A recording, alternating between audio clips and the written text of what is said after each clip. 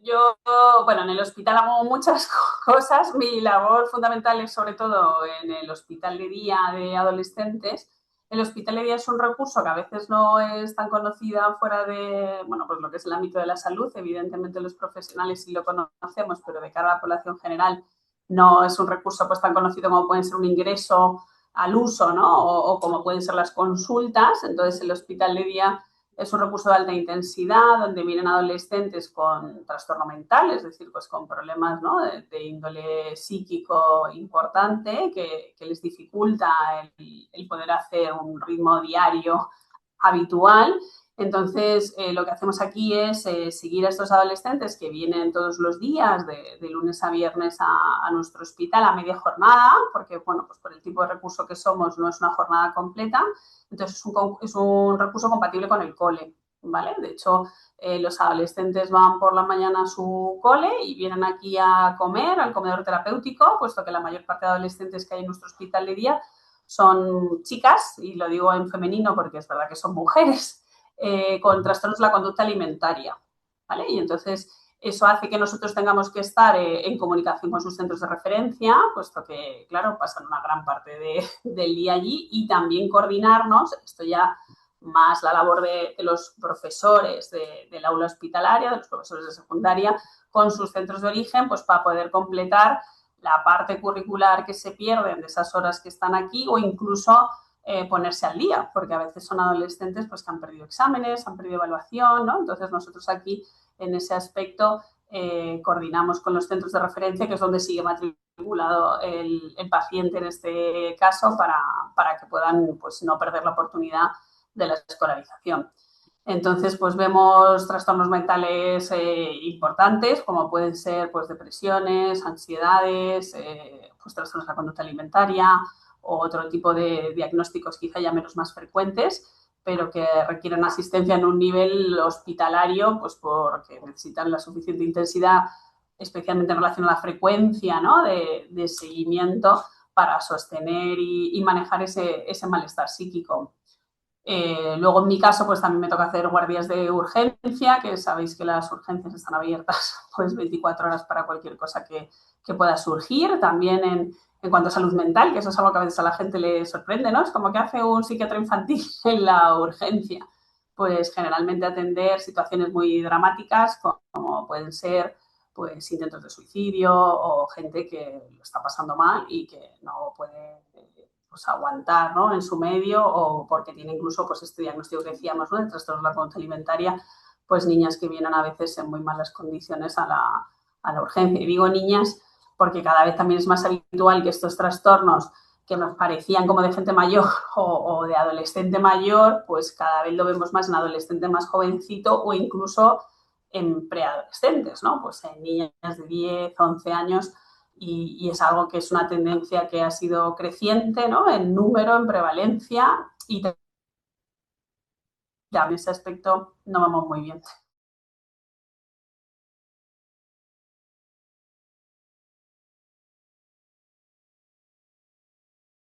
Señalar único culpable en este tipo de problemas es difícil porque son entidades, ¿no? Todos los problemas de salud mental son multifactoriales, eso quiere decir que en esa ecuación interfieren muchos factores, también de vulnerabilidad biológica, porque si no, pues todos los chavales que estuviesen sometidos a un factor de riesgo tendrían ese diagnóstico, y afortunadamente esto no es así. Sí que es verdad que, como ya llevo yo unos años por aquí, ¿no?, lo que veíamos antes de la pandemia es una tendencia ascendente también. O sea, antes de la pandemia ya teníamos un crecimiento, sobre todo pues de todas las patologías que llamamos internalizantes, como pueden ser depresión, como puede ser ansiedad, las autolesiones, ¿no? Todo este fenómeno crecía. ¿Qué pasa en la pandemia? Que eso hace como un catalizador, o sea, una tendencia que ya venía siendo ascendente, hace que viene la COVID-19, nos confinan en casa, esto es un fenómeno global, no solo de España, y lo que se ve también a nivel global, no solo en nuestro país, es que todos estos trastornos de índole internalizante, es decir, lo que decíamos, ¿no?, depresión y conducta suicida, autolesiones, y los trastornos de la conducta alimentaria, su pendiente, ¿no?, hace como un crecimiento que rompe un poco esa tendencia ascendente previa. Podemos pensar que es por el confinamiento, podemos pensar que es por el confinamiento, podemos pensar que es por otras cosas, yo creo que también. Ahí las pantallas también intervienen, porque claro, ¿qué ha pasado? Pues que a los chavales les sacamos de un medio protector como es la escuela, o sea, porque la escuela, el instituto puede ser un medio donde pueden pasar cosas, pero en general es un medio protector porque tienes pues iguales que te apoyan, tienes profesores que también hacen, ¿no? de agentes de seguimiento y de identificador de malestar, ¿no? Muchas veces a nuestras consultas llegan pacientes que el primero que se ha dado cuenta de que algo estaba pasando es un profesor, una profesora, ¿no? Un maestro, en el caso de los más pequeños. Entonces, ese seguimiento se pierde en un clima de crisis e incertidumbre, porque claro, hay leones que te han metido en casa y no sabes qué va a pasar pues, con el empleo de tus padres, a lo mejor tus padres también están pasando por situaciones de enfermedad, como es la propia, ¿no? COVID-19, o también situaciones pues, de trabajo, pues estoy teletrabajando todo el día o me he quedado sin trabajo, ¿no? Y tengo que ver cómo adaptarme a esto. Y luego también hemos perdido grandes hitos que pasaron en esa época, ¿no? Yo ahí como lo viví con mis pacientes, donde te has desvinculado de lo que se esperaba de ti, ¿no? Pues cosas tan sencillas como el ir a clase todos los días, examinarte, hacer la selectividad, ¿no? Que se retrasó un montón, poder graduarte, muchos no se pudieron graduar, ese viaje de fin de curso, ese Interrail, ese empezar la universidad, que a veces empezaron online, ¿no? Entonces, todo eso es como que se ha pausado y esas cosas que te anclan a la rutina y a la vida desaparecen, entonces te hacen plantearte muchas cosas donde puede estar ese malestar. ¿Y qué pasa cuando tienes malestar? Pues que tienes que compensarlo de alguna forma y una manera muy sencilla de compensar eso es pues las pantallas. Si yo estoy mucho tiempo en casa y no puedo ir a mi fútbol, a mi gimnasia rítmica o a mis planes con mis amigos, pues me quedo en casa consumiendo ocio digital. O sea, ocio digital un rato puede estar bien y según qué ocio digital y luego eso también ha propiciado situaciones, pues también porque las familias han hecho lo que han podido y la conciliación a veces es muy difícil, donde menores han accedido a contenido que no debían de acceder, porque claro, lo tienen muy a mano. Y también cuando uno está pasándolo mal, generalmente si uno consume redes sociales, ese algoritmo de esas redes sociales lo que te devuelve es un espejo de lo que tú estás sintiendo. O sea, el algoritmo no te da lo que necesitas, te da lo que piensa que te va a retener más tiempo en la pantalla, ¿no? Entonces, esas emociones más polarizadas, incluso auténticas comunidades, ¿no? de este tipo de contenido, pueden hacer que tú solo te veas en esas, ¿no? Y hacen también un efecto de altavoz, de amplificador, de todo ese malestar o te da malas ideas, por ejemplo, en el caso de las pacientes con trastornos de la conducta alimentaria o con autolesiones, ¿no? Entonces, yo sí que creo, y además hay evidencia que lo sostiene, que el uso excesivo de, al menos de smartphones, entendiendo lo que es un smartphone con acceso ilimitado a Internet y contenido en este tipo de plataformas, acrecenta el malestar psíquico, sobre todo ese que es el que hemos visto que subía en la pandemia, ¿no? Todo ese malestar que llamamos internalizante.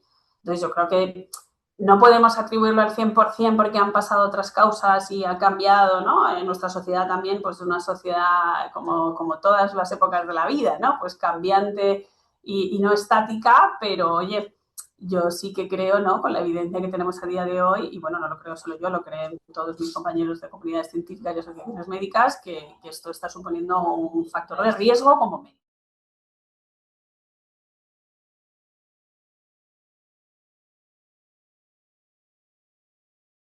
Desde el 2015 al menos, yo creo que incluso antes, pero al menos en 2015 seguro, tenemos un curso que hace la Consejería de Educación, o sea, no Ujú. lo organizamos nosotros, lo coordinamos con el CETIFO este de la Consejería de Educación de la Comunidad de Madrid, sobre salud mental y los profesores, ¿vale? O sea, profesores y maestros de la Ujú. Comunidad de Madrid que se quieren apuntar dentro de sus programas, ¿no? De formación continuada. Y ese curso ha ido cambiando, porque ese curso inicialmente era un concurso de trastornos de la conducta alimentaria y hablando y recibiendo el feedback de los compañeros de educación, pues fuimos perfilándolo y ya es un curso bastante general sobre salud mental, donde hablamos de todo, ¿no? Desde TDAH, autismo, autolesiones, por supuesto, trastornos de la conducta alimentaria, ciberbullying. Participan también los profesores nuestros del aula hospitalaria para también dar un poco, ¿no? Ujú. El asesoramiento de, oye, ¿cómo haces cuando un alumno tuyo está ingresado, vuelve al aula, cómo coordinas con el hospital, qué podemos esperar de esa coordinación, ¿no? O sea, yo creo que es un curso que además, según nos dicen, está muy bien valorado, ¿no? Entonces, en esos cursos, que a mí me gusta mucho darlos, sobre todo por tener ese espacio de encuentro con los profes, lo que nos dicen es que ellos sienten que, claro, que se les encarga una misión para la que no se sienten preparados y que además da mucho miedo, porque no es una misión como si, Ana, ¿no? Imagínate que te dicen que tienes que llevar las redes sociales de tu centro, pues dices, bueno, pues voy a hacer lo que puedo, me instalo el Canva con PowerPoint o no sé qué, y puedes hacer algo más o menos cutre, pero el impacto de eso no es tan severo como cuando estás trabajando con personas. Entonces, los profes en su formación de grado, o sea, los maestros en su formación de grado no tienen competencias claras, ¿no? Para adquirir sobre todo los maestros generales, ¿no? Pues los que hagan inglés, los que hagan primaria, o sea, a lo mejor el que se ha dedicado a la pedagogía terapéutica, otro tipo de, ¿no? de especialidades más específicas para este tipo de alumnado, pues a lo mejor sí, pero el resto la realidad es que no. Entonces tienen mucho miedo. O sea, muchas veces lo que bloquea más al maestro es el miedo de hacer algo que vaya a ser peor, ¿no? Que esto es lo primero un poco que también estaría bien que los profes pudiesen recibir esta formación, esta información, de que generalmente no hay cosas tan terribles que podamos hacer a los alumnos. Y yo siempre les pongo el ejemplo de cuánto se piensan que dura una psicoterapia. ¿No? O sea, cuando tenemos a un paciente, y ya hablo aquí en consultas, no le curamos en un día. Y eso es porque todas las buenas palabras que le podamos dedicar no tienen impacto porque solo se las digamos una vez. Con lo cual también esto aplica para las malas palabras o para las intervenciones que no a lo mejor es necesariamente malas, pero como quizás menos adecuadas, vamos a decir, ¿no? Entonces siempre les digo, si la cagas mucho, es muy difícil que eso vaya a tener un impacto terrible, ¿no? O sea, el impacto, si había algo terrible, es que eso ya estaba ahí, no son por tus palabras. Con lo cual también perder un poco ese miedo al acercarte a la persona con sufrimiento psíquico, porque también eso a veces genera esa barrera, ¿no? Del alumno que está pasando por un malestar y que siente como que nadie le está haciendo caso. Y no es que no le hagan caso porque les dé igual, sino porque, claro, desde esa de prudencia, ¿no? O ese miedo a hacer daño, muchas veces como, bueno, esto que lo haga otro, no le pregunto nada, no vaya a ser que le dé ideas, ¿no? No vaya a ser. Entonces, es un poco lo primero. Y luego yo creo que ahí las administraciones deberían de asumir que quizás si esto es una realidad, como claramente estamos viendo, que en un aula ya deja de ser una anécdota y empieza a ser una constante, que hay algún alumno o alumna con problemas mentales, pues entonces habrá que capacitar, ¿no? a estos profesionales que van a atender a este alumnado, por un lado, en una primera línea, y luego pensar, y eso es lo que decías tú, ¿no? Si hace falta otro tipo de figuras que también pueden dar soporte en una prevención incluso primaria, ¿no? O secundaria en cuanto a la detección precoz, de que hay alguien ahí, pues igual que hay un orientador, que si tú tienes un niño con necesidades educativas especiales y tienes que adaptarle un examen o la evaluación en general, y le puedes consultar, oye, ¿cómo hago con este alumno? ¿No? Y tienes ahí el orientador que te dice, oye, pues el examen lo tienes que adaptar así, así, ¿no? Y te echa un cable.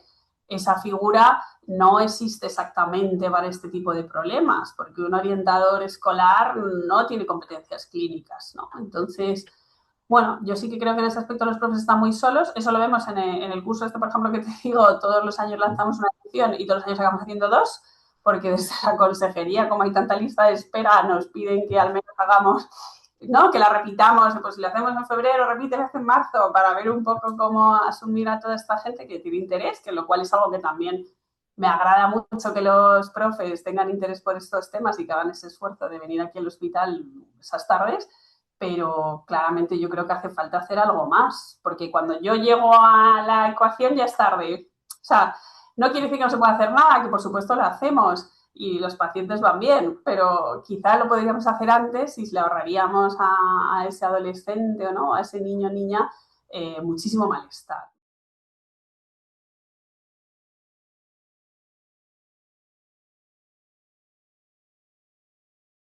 O sea, sí, o sea, claramente sí. Y de hecho, vamos, yo como me dedico a esto y cuando la gente me pregunta a qué me dedico, lo tengo que decir, ¿no? Y digo, antes decía que era médico, pero es verdad que ahora cuando digo que soy médico siento que me dicen hablar de cosas que no me identifico yo tanto, ¿no? Entonces suelo decir que soy psiquiatra infantil, que además es verdad, la parte infantil edulcora un poco la primera parte, pero la realidad es que te diré que de las cosas que más me dicen a mí cuando digo que soy psiquiatra es que no lo parezco, ¿no? Y eso lo vivo como un piropo, y lo vivo como un piropo porque aunque me encanta mi trabajo y me parece el mejor trabajo del mundo, siento que la gente se imagina de un psiquiatra pues todo lo que ha hecho el cine de terror, ¿no? Que no habla de otras especialidades, pero de la psiquiatría sí, y porque históricamente, bueno, pues la medicina ha evolucionado mucho, la psiquiatría por ser una entidad de un órgano poco accesible desde fuera, ¿no? Pues da lugar a mucha también pues ideología y mucho tema relacionado también pues con lo sobrenatural incluso, ¿no? En el pasado, entonces, bueno, pues yo sí que creo que ese estigma sigue ahí y en cierta parte es normal que siga ahí, ¿no? Porque no ha pasado tanto tiempo desde que, bueno, pues desde que la psiquiatría la manejábamos de otra manera. Entonces, ese estigma dificulta mucho porque yo creo, como tú decías, ¿no? Que el hecho de ir al psicólogo a día de hoy no es algo tratado, yo me atrevería a decir que casi no denostado. También creo que es algo que a veces se frivoliza un poco y a mí eso me preocupa, porque creo que hablamos más de salud mental, pero no quiere decir que hablemos mejor, porque ¿no? A veces se ha convertido la salud mental como algo cosmético, que tú cuidas como el skincare, ¿no? Como el que se hace una rutina de cremitas por la noche, pues voy al psicólogo. Tal. Y esa labor de la salud mental tampoco me parece baladí, o sea, creo que está bien que exista, pero hay un tema, ¿no? Y es que, claro, si solamente hablamos de salud mental, ¿dónde quedan otra vez estos pacientes graves que van a requerir pues mucho más sostén y mucho más recursos, ¿no? Porque su psicopatología tiene un impacto muy profundo en su vida diaria, incluso hasta el punto de no poder ir a un colegio, ¿no? No poder ir al trabajo, en el caso de los adultos. Y si solamente hablamos de esta parte como más naif de la salud mental, dejamos fuera a mucha gente que lo está pasando muy mal, ¿no? Entonces, esa parte yo creo que sí que tenemos que dar una pensada sobre cómo lo estamos contando, sobre cómo estamos divulgando, ¿no? Y comunicando pues, en todas estas redes sociales que a golpe de clic pues mandamos mensajes a veces demasiado simples y yo creo que eso también hace que muchos papás todavía esto de ir al psiquiatra lo lleven regular, ¿no? Porque además sienten que es como un fracaso. O sea, parece que uno va al psiquiatra cuando con el psicólogo no ha sido suficiente, ¿no? Entonces es porque ha fracasado todo. Y yo siempre digo que es que son cosas diferentes y complementarias. O sea, no quiere decir que tengas que ir al psicólogo primero y ya cuando todo va mal apareces en mi consulta. No, o sea, a veces merece la pena ir de entrada, ¿no? A alguien que también te pueda dar una visión diferente desde la gravedad, desde el pronóstico, ¿no? Desde los recursos diferentes que hay y desde también una alternativa, incluso a veces que requerimos, que puede ser la farmacológica, a la vez que uno se ocupa de las otras cosas, porque a veces también ese retraso, ¿no? En recursos que pues como pasa en todo, no todos los psicólogos tienen las mismas competencias, pues incluso atendiendo a la gravedad, ¿no? Bueno, pues porque cuando uno pretende saber de todo, pues a veces acaba sabiendo de nada, ¿no? Entonces, si uno está acostumbrado a tratar pues problemas escolares o más trastornos adaptativos que llamamos, ¿no? Estos del día a día, pues cuando te viene algo grave, pues no necesariamente se ve formularlo, ¿no? Y ver cómo vamos a organizar este tratamiento. Entonces, a veces esa dilatación, ¿no? En el acceso a un recurso adecuado, pues también les causa mucho sufrimiento a las familias, porque claro, a fin de cuentas tiene la sensación, como tú dices, de que se están ocupando, ¿no? No están desatendiendo a su niño o a su niña, pero no están consiguiendo los resultados, ¿no? Que esperarían en relación a ese esfuerzo que están haciendo. Entonces yo creo que sí que hay todavía que hacer mucho trabajo por regularizar, ¿no? Normalizar lo cotidiano que uno puede atender a la consulta de psiquiatría también.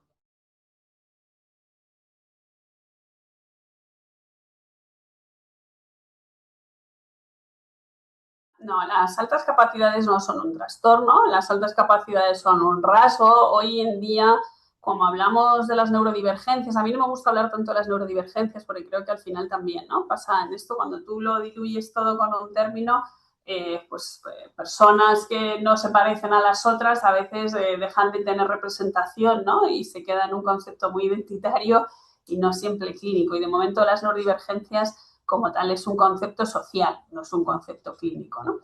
Entonces, dentro de las altas capacidades, yo no creo que eso sea una mala noticia, ¿no? Que últimamente a veces pareciera que fuera una losa que uno tiene que cargar. Yo creo que el niño o la niña con altas capacidades lo que se merece es una comprensión, como por otro lado pienso que debería ser con todos, ¿no? O sea, no necesariamente con el más listo o con el que más le cuesta, sino lo ideal sería que desde lo educativo, desde lo clínico, desde lo social, pues cada individuo pudiera recibir lo que necesita en relación a su originalidad, porque todos somos únicos originales, tengamos altas capacidades o no. Entonces, lo que pasa con los niños de altas capacidades es que yo pienso que, bueno, esto lo sabrás tú mejor que yo, ¿no? En educación hacen falta muchos más recursos, entonces tenemos problemas de ratios, es que hay profesores que tienen pues al menos, y esto ya te va a sonar a risa porque sabes que en la práctica no es así, pero 20 niños en un aula, de los cuales algunos, pues la gente, uno o dos tienen altas capacidades, los otros niños van a tener, bueno, pues están como en la norma, ¿no? Pues con sus dificultades, uno le costará el dibujo, a otro le costará la educación física y a otro le costarán las matemáticas, y luego va a haber niños pues incluso con necesidades educativas especiales significativas, pues porque son niños con TDAH o niños TEA, ¿no? Entonces, todos al final tienen a ese mismo profesor. Ese mismo profesor lo que tiene que cumplir es un currículum. Entonces, normalmente cuando eso pasa, tendemos a ayudar al que le cuesta mucho, porque claro, le tienes que subir ese escalón para llegar al currículum. El que está en la norma, pues va sobreviviendo como puede con todos esos compañeritos. Y el que deberían tener también una estimulación extra, pues porque claro, esos contenidos se le quedan escasos, ¿no? O le aburren, o la manera de trabajarlo se le hace muy rutinaria, muy monótona, pues se queda un poco ahí abandonado. Entonces, si tú no tienes motivación para hacer algo, aunque sepas hacerlo, lo que vas a hacer es no hacerlo. Y entonces vas a empezar a recibir del entorno otro tipo de etiquetas. Primero, porque a lo mejor ni siquiera sabemos que tienes esos rasgos ¿no? de alta capacitación.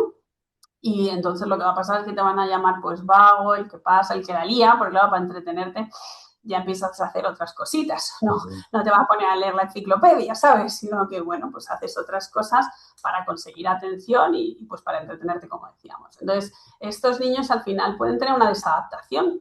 Entonces, no es que el tener altas capacidades te desadapte, lo que te desadapta es el entorno que no te da lo que a ti te vendría mejor, ¿no? Entonces, pues ahí vienen esos problemas.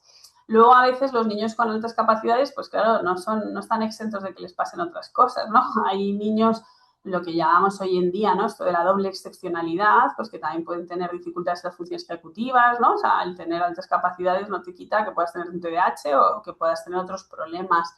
Y también hay que darles esa comprensión a esos problemas desde ahí, porque claro, si a veces tenemos comprensiones tan reduccionistas como que un niño autista es un niño con discapacidad intelectual o que un niño TDAH es un niño que saca malas notas, pues entonces se nos escapan diagnósticos, y eso sí que son diagnósticos, que le quitan oportunidades a ese alumno, ¿no? Entonces ahí, por supuesto, en la psiquiatría tenemos algo que decir, no porque los psiquiatras veamos altas capacidades, o sea, en principio no es un diagnóstico, no está en el DSM, no requiere un tratamiento farmacológico, no requiere en principio tampoco una intervención como tal externa a la académica, y lo que sí requieren estos niños es comprender qué está pasando ahí, porque si no al final acaban siendo tachados de otros diagnósticos que sí que son diagnósticos más feos, ¿no? Como trastornos de conducta, es que es oposicionista, ¿no?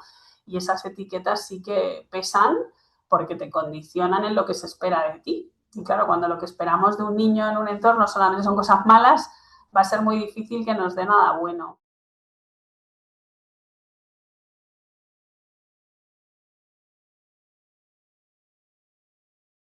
Hombre, claramente. De hecho, mira, hace unos meses, ahora yo creo a principios de este año, si no recuerdo mal, tengo un poco lío de fechas, pero me invitaron a la Escuela de Práctica Jurídica a dar una, ¿cómo le llaman? Como una masterclass o algo así, ¿no? Mm. Una clase así extracurricular para los alumnos y alumnas de la Facultad de Derecho, ¿no? O que hacen másteres en esta escuela sobre cómo incluso la tecnología impacta en el trabajo. Porque claro, estos ya no son tan adolescentes, algunos sí, ¿eh? Porque unos adolescentes hasta los 25 largos, o sea que muchos de esos todavía para la ciencia son adolescentes. Entonces, al final, cómo estamos adaptando, ¿no? Yo que también doy clase en la universidad, también, por ejemplo, nuestra propia evaluación, ¿no? Pues chavales que tienen muchos problemas para concentrarse o incluso para generar trabajos de forma autónoma con la introducción, ¿no? de la inteligencia artificial generativa, por ejemplo. Entonces, yo creo que la tecnología debe ser una herramienta. O sea, no creo que haya que demonizarla, ¿no? Porque, o sea, ni siquiera el ChatGPT, ¿no? Que yo ahora puedo criticarlo con esto de los alumnos de haciendo trabajos haciendo trampas, que es lo que uno hace cuando hace un trabajo que no se ha leído.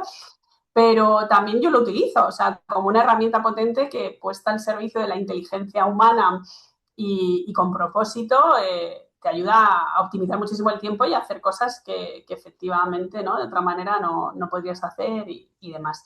Pero claro, el problema viene cuando uno lo usa de forma compulsiva y eso lo vemos en los adultos también. De hecho, muchos de los problemas de los adolescentes, y ahora sí que hablo como de mis pacientes, los adolescentes, ¿no? Según esta visión clásica del que va al instituto y demás, es que tampoco tienen buenos referentes en su casa. O sea, y tienen adultos realmente enganchados a tecnología, ¿no? Entonces, ya no solo el tiempo que usa o tu niño, tu bebé, incluso, ¿no? Una tablet, sino el tiempo que tú lo usas y que no le estás dando atención a tu hijo o a tu hija porque estás enganchado ahí. La adicción a pantallas como tal no está reconocida todavía en las categorías diagnósticas, o sea, ni en el manual de la OMS ni en el DSM, ¿no? Que es el manual de trastornos mentales de la Academia Americana de Psiquiatría. Sí que está reconocida, por ejemplo, la adicción a videojuegos y no cumple un criterio de edad. O sea, no se requiere una edad concreta para tener esa adicción de las de no sustancia que llamamos, ¿no? Comportamentales. Se requiere una afectación de tu funcionalidad, es decir, que tú estés dejando de hacer cosas que tendrías que hacer dentro de tu rutina, deberes e incluso cuidado personal, ¿vale? Y que haya un tiempo, ¿no? Donde eso está pasando suficiente, lo que llamamos un criterio de temporalidad para que eso pase. Eso quiere decir que hay niños o hay adolescentes que podrían cumplir ese criterio de adicción, al menos a videojuegos, que es lo que sí que está tipificado en los manuales. Yo creo que en los próximos manuales sí que se incorporará otro tipo de adicciones no comportamentales, porque, por ejemplo, una cosa que vemos es, o sea, por ejemplo, adicción a la pornografía, ¿no? Hay muchísimos chicos que están enganchadísimos a eso y, por supuesto, al scroll infinito de las redes sociales, ¿no? Porque al final no es una adicción a la pantalla como tal, o sea, es raro que te enganches a Netflix, por ejemplo, ¿no? O sea, que estés horas y horas consumiendo, aquí hay mucha gente que usa mucho Netflix, pero eso llega un momento que te has cansado y lo dejas, ¿no? Pero lo otro no. O sea, esos vídeos cortos, da igual, ¿no? Hablemos de TikTok, de Instagram, de esas plataformas, YouTube Shorts, ¿no? Que ahora también saben que eso te engancha y también lo incluyeron.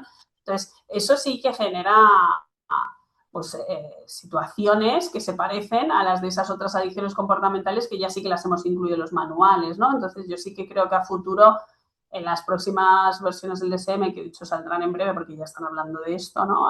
Se incluirán. Entonces, si estamos hablando de que esto puede ser algo adictivo, deberíamos tener capacidad también de poder regularlo, ¿no? Porque yo siempre pongo este ejemplo, si tú tienes adicción a los casinos, ¿no? A la ruleta, tú mismo, como una medida de protección, puedes declararte jugador, ¿no? Y ir a la Asociación de Casino Nacional y registras tu DNI y eso hace que cuando vayas a un casino, si recaes, pues te digan, oiga, usted no puede entrar aquí, ¿no? Porque usted nos notificó que en aras de su recuperación, ¿no? Y entonces te bloquean el paso. Eso en redes sociales no existe. O sea, tú no puedes hacer por cuidarte o por cuidar contenidos, ¿no? Y es algo que las plataformas en esto no están teniendo mucha responsabilidad y yo creo que a nivel institucional tampoco, porque, hombre, podemos pensar que las plataformas como empresas privadas deberían de trabajar con unos valores éticos y de cuidado al ciudadano, pero todos sabemos que una empresa privada tampoco va a hacer eso si eso afecta de alguna manera, ¿no? A su lucro final. Entonces, yo creo que las instituciones deberían de poner más normativa para que las plataformas se vean obligadas a ellos. Y luego sería tan sencillo como que tú, por ejemplo, cuando te metas en tu perfil de Instagram con tu privacidad o de TikTok, da igual, pudieras, por ejemplo, marcar que estás en un tratamiento de salud mental. O sea, y entonces que lo que el algoritmo te sugiriese no fuesen cosas que te vayan a ir mal para ese tratamiento, ¿no? O estás pasando por un trastorno de conducta alimentaria, pues que no te enseñe contenido relacionado con dietas o que incluso te enseñe contenido pro recuperación, ¿no? O sea, igual que tú ahora metes en Instagram me suicido y entonces te dice, oiga, usted está pasando, ¿no? Hay una alarma que te dice, está pasando por un mal momento en su comunidad y eso lo hace bien, ¿no? Te pone, pues tienes la Fundación ANAR o tienes el teléfono de la atención a riesgo suicida o vaya usted a urgencias, ¿no? O sea, y de alguna manera te intenta cuidar. ¿Por qué eso no se puede hacer? Eso sería muy sencillo, o sea, no, yo soy médico y no soy programadora de nada de esto, pero sé con certeza que igual que el algoritmo te conoce y te da ese contenido, ¿no? Porque no te sale lo mismo a ti en tu lupa de Instagram que a mí.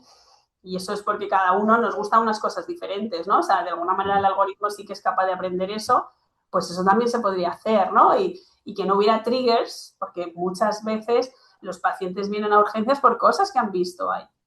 Entonces, no hay de momento una voluntad real, sí que hay una voluntad un poco cosmética, ¿no? De hecho, a mí me salía ayer, ahora Instagram, Meta, ha puesto una opción, ¿no? Que es como el meta adolescente, y entonces pone que todos los niños entre 3, porque por debajo de 13 se supone que no deberían de estar ahí, ¿no? Entonces, por encima de 13, que es lo que la normativa española por protección de datos, ¿no? En esta ley que ya se queda un poco escasa, marca, entre 13 y 15 años tú tienes un meta adolescente, ¿no? Y para quitar ese bloqueo necesitas una autorización de tus padres. Y yo pienso, ¿y por qué te da la opción de quitar ese bloqueo? O sea, realmente es como, no, tenemos una ley, por ejemplo, anti-tabaco, y es como, hace falta tener 18 años para que compres tabaco, pero si viene tu padre y te lo compra, vale, eso es raro, ¿no? O sea, no pondríamos ese matiz a la ley, ¿no? Y estamos hablando de algo que tiene que ver con la salud pública. O sea, cuando hablamos de salud pública, el simplemente, ¿no?, hecho de que haya algo que hace mal es susceptible de ser importante como para legislar sobre ello, ¿no? Y de momento, bueno, pues hay iniciativas y yo las celebro. Creo que también solo esas iniciativas no son suficientes, como pasa con el tabaco o como pasa con las enfermedades de transmisión sexual, ¿no? O sea, tú puedes hacer pues campañas o puedes poner leyes que prohíban el acceso a sustancias, pero tienen que ir acompañadas de que a nivel educativo haya una concienciación de que eso es un problema. Eso no se lo podemos dejar solo a los colegios tampoco, o sea, porque ya hablábamos de las competencias y del tiempo y de las ratios que tienen los colegios, ¿no? Y al final los colegios no pueden hacer todo, aunque muchas veces los pobres profesores y maestros, ¿no?, se ven ahí con la losa de que ¿por qué esto no lo trabaja en el cole? Bueno, pues porque si trabajaran matemáticas no pueden estar trabajando esto, ¿no? O sea, el tiempo no es infinito. Y yo creo que tampoco le podemos dejar esto solo a las familias, porque muchas familias también tienen un uso no adecuado del móvil.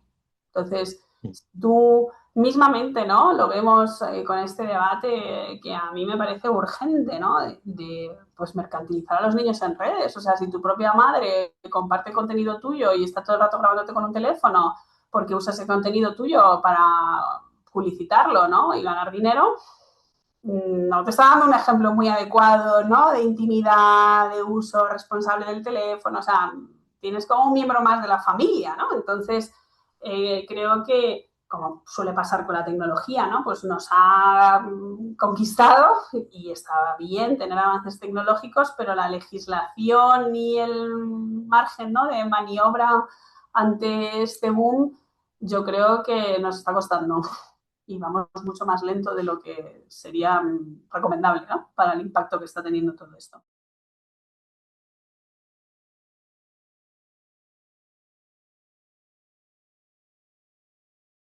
El TikTok chino, que tiene otro nombre, tiene toque de queda. O sea, a partir de una hora ya no hay nada. Esto es como la carta de ajuste, ¿sabes? Tú esto ahora se lo cuentas a los adolescentes y te tratan de... en fin, o sea, que esto antes lo teníamos en la tele también. O sea, yo me acuerdo de la carta de ajuste. Entonces, por eso te digo que al final no, o sea, eso no lo tenemos ahora. O sea, no hay carta de ajuste en la tele, por supuesto, porque además ya casi nadie ve la tele, la gente ve contenido, eso es. Y luego las redes sociales no tienen carta de ajuste, o sea, pero el TikTok chino sí. O sea, el TikTok chino a partir de una hora ya no te da nada. O sea, es como, no te voy a dar nada porque tienes una edad, esto está registrado igual, igual que el algoritmo está adaptado a esa edad que tú tienes, el contenido también tiene un tiempo. Entonces, eso es una cuestión de voluntad, porque es fácil de hacer y tienes el ejemplo de China, o sea, no, aparte de que técnicamente no es algo complejo, ¿no? Pero no lo estamos haciendo pues porque no interesa hacerlo.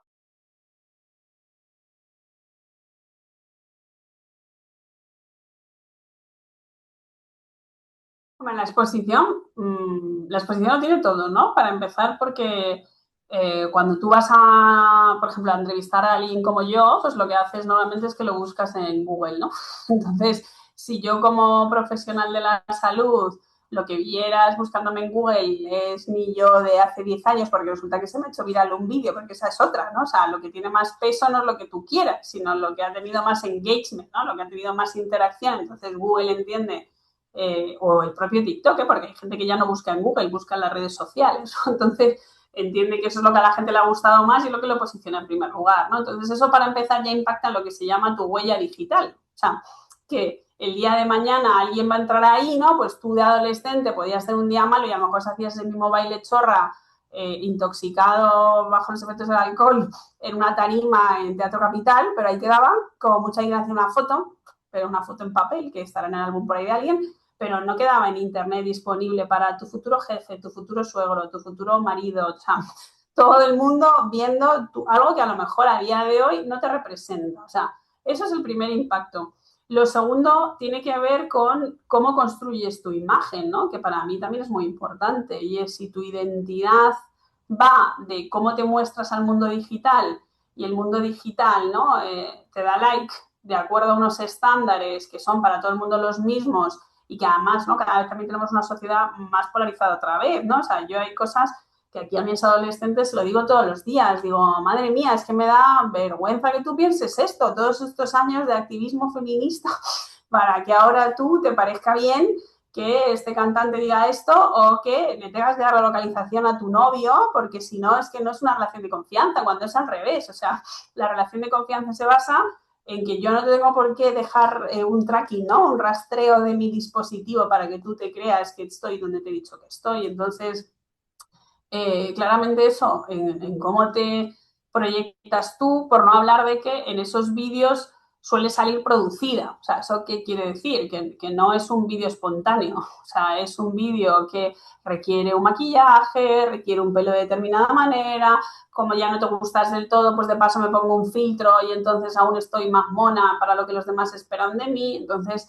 puede dar incluso hasta problemas de salud mental, como trastornos dismórficos, donde tú necesitas verte como te ves en las redes, porque claro, luego te miras al espejo y eso que te devuelve el espejo no es lo que a ti te gusta proyectar, que eso también está detrás de que, mira, hace 10 años la edad media para un primer tratamiento de medicina estética era los 35 años y ahora son los 20. O sea, con lo cual, clara, vamos, estos datos son de la Sociedad Española de Cirugía Estética, o sea, no, no es algo que nos inventemos, ¿no? Entonces, claramente hay un tema. Y esto, yo no hago medicina estética, pero mis compañeros que sí la hacen te cuentan que mucha gente, tú antes ibas al médico estético con una foto, pues yo qué sé, de Julia Roberts, ¿no? Y decías que querías tener eso así.